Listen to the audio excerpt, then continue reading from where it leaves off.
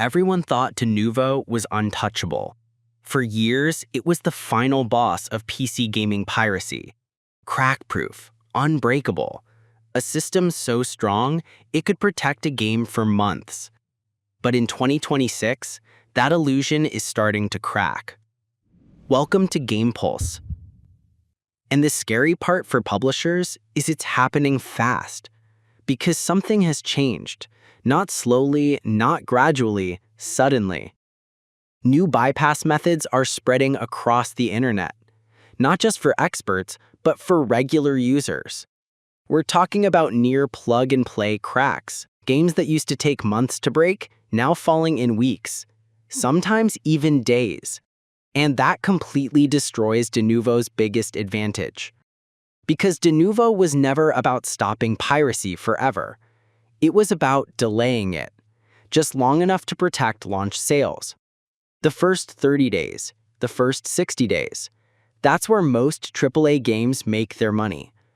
And if cracks start appearing inside that window, the entire business model starts to collapse. But here's where it gets complicated. Because despite all this, Denuvo is not going anywhere. In fact, major publishers are still using it in big releases like Resident Evil Requiem and other upcoming AAA titles. Why? Because even a small delay in piracy still means millions in revenue. So for them, it's still worth it, even if players hate it. And that's the second problem, the reputation. For years, Denuvo has been blamed for performance issues, lower FPS, stuttering, higher CPU usage. Whether it's always true or not doesn't even matter anymore, because perception is everything. And right now, gamers don't trust it. That's why we're seeing a new trend emerge.